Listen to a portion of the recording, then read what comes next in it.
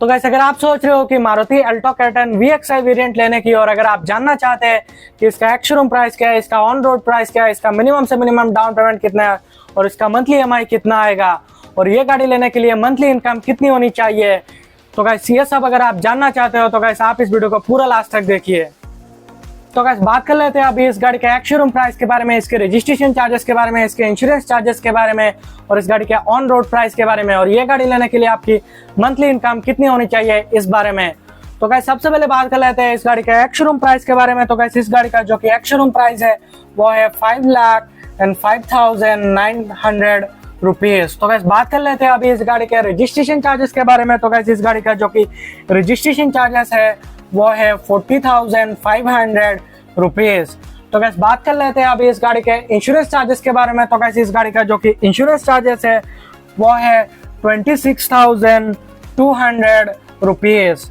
तो गैस अगर आप मान के चले कि आपका ऑथर चार्जेस जो कि है वो अगर 2500 रुपीज लगेगा तो आपके गाड़ी का टोटल प्राइस निकल के आता है 5,74,900 रुपीज, जो कि आपका ऑन रोड प्राइस रहने वाला है। तो गाइस इस हिसाब से जो कि आपका मंथली इनकम है वो कम से कम होना चाहिए 30,000 रुपीज। तो गाइस अगर आपका मंथली इनकम जो कि है वो अगर 30,000 रुपीज है तो गाइस आप इसमें से सेविंग्स करेंगे 10,000 रुपीज का और आपके ऑथर एक्सपेंस में जाएगा 20,000 रुपीज।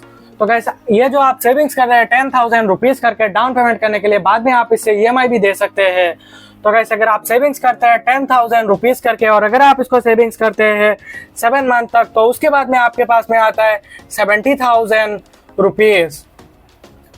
तो गाइस इस 70,000 रुपीज में से अगर आप डाउन पेमेंट करते हैं 65,000 रुपीज का और अगर आप इसको 9% इंटरेस्ट रेट के हिसाब से 7 साल के लिए फाइनेंस करवाते हैं तो आपका जो मंथली EMI है वो निकल के आता है 8,204 रुपीज। और वही भी अगर आप इस गाड़ी को अगर 5 साल के लिए फाइनेंस करवाते हैं तो आपका जो मंथली EMI है वो निकल के आता है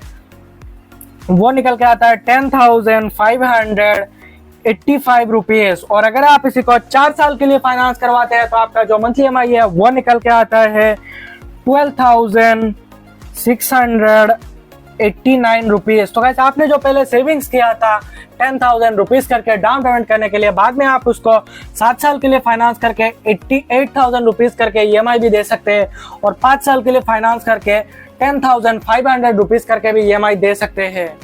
तो गाइस बात कर लेते हैं अभी नेक्स्ट डाउन पेमेंट के बारे में जो कि है 1,20,000 रुपीज की। तो गाइस अगर आप इसमें 1,20,000 रुपीज की डाउन पेमेंट करते हैं और 9% इंटरेस्ट रेट के हिसाब से अगर आप इसको 7 साल के लिए फाइनेंस करवाते हैं तो आपका जो मंथली EMI है वो निकल के आता है 7,319 रुपीज। और वही पे अगर आप इस गाड़ी को अगर 5 साल के लिए फाइनेंस करवाते हैं तो आपका जो मंथली EMI है वो निकल के आता है 9,443 रुपीज। और अगर आप इसी को 4 साल के लिए फाइनेंस करवाते हैं तो आपका जो मंथली EMI है वो निकल के आता है 11,320 रुपीज। तो गाइस अगर आपके पास में बजट हाई है तो गाइस आप डाउन पेमेंट कर सकते हैं 2 लाख रुपीज की। तो गाइस अगर आप 2 लाख रुपीज की डाउन पेमेंट करते हैं और 9% इंटरेस्ट रेट के हिसाब से अगर आप इसको 7 साल के लिए फाइनेंस करवाते हैं तो आपका जो मंथली EMI है वो निकल के आता है 6,032 रुपीज। और वही पे अगर आप इस गाड़ी को अगर 5 साल के लिए फाइनेंस करवाते हैं तो आपका जो मंथली EMI है वो निकल के आता है 7,782 रुपीज। और अगर आप इसी को अगर 4 साल के लिए फाइनेंस करवाते हैं तो आपका जो मंथली EMI है वो निकल के आता है 9,329 रुपीज। तो गाइस अगर आपके पास में बजट बहुत ही ज्यादा हाई है तो गाइस आप डाउन पेमेंट कर सकते हैं 3 लाख रुपीज की। तो गाइस अगर आप 3 लाख रुपीज की डाउन पेमेंट करते हैं और 9% इंटरेस्ट रेट के हिसाब से अगर आप इसको 7 साल के लिए फाइनेंस करवाते हैं तो आपका जो मंथली EMI है वो निकल के आता है 4,423 रुपीज। और वही भी अगर आप इस गाड़ी को अगर 5 साल के लिए फाइनेंस करवाते हैं तो आपका जो मंथली EMI है वो निकल के आता है 5,706 रुपीज। और अगर आप इसी को 4 साल के लिए फाइनेंस करवाते हैं तो आपका जो मंथली EMI है वो निकल के आता है 6,841 रुपीज। तो गाइस मैंने अभी जितने भी प्राइस बताए वो आपको हर एक स्टेट और हर एक सिटी में थोड़ा बहुत डिफरेंस देखने को मिल सकता है और ये जो मैंने प्राइस बताया वो आसाम स्टेट का है। तो गाइस अगर आपको ये वीडियो पसंद आया तो वीडियो को लाइक करना और चैनल को सब्सक्राइब करके जाना।